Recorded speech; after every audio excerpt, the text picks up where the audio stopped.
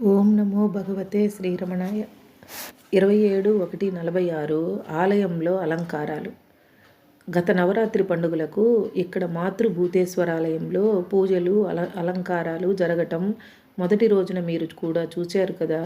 9 రోజులు రోజుకొక అలంకారం చేయటంలో ఒక రోజున అంబ శివుని ఎడబాటు సహించలేక తపస్సు చేసిందనే పురాణగాథను అనుసరించి ఒక చెట్టు నీడన ఆమె నివసించినట్లు అలంకరించి రాత్రి భోజనానంతరం భగవాన్కు చూపారు. మర్నాడు ఉదయం హాలులో ప్రసంగవశంగా అరుణాచలేశ్వరుని కోవెలలో అలంకారాలను గురించి, ఇక్కడి అలంకారాలను గురించి మాట్లాడుతూ భగవాన్ ఇలా అన్నారు.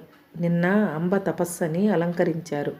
భర్త ఎడబాటుచే పరితపించే పార్వతి పట్టుచీర కట్టుకొని, బంగారు నగలు పెట్టుకొని, పూలమాలలు ధరించి ఒయ్యారంగా చెట్టు కింద కూర్చున్నదట. ఎంత సందర్భంగా ఉందో చూడండి ఈ అలంకారం. మన వాళ్ళు చేసేది ఇలాగే ఉంటుంది. తపస్సు అంటే తపన కదా. పరిహాసార్థం పరమేశ్వరుని కళ్ళు మూసిన పార్వతిని పరమేశ్వరుడు ఆ దోష నివారణార్థం తపమునర్ప నియోగించుట చేత పతిని విడిచిపెట్టి అనుతప్తయై కృషించి తదేక దీక్షగా శరీరమును మరచి ఘోర తపము అనర్చే అంబవేషమట. చూడండి ఎట్లా ఉందో. రవ్వలు కెంపులు పెట్టుకొని, పట్టుచీర కట్టుకొని, బంగారు పతకాలు పూలమాలలు వేసుకుని మహారాణిలా ఉంది అన్నారు భగవాన్. హరే రమణ.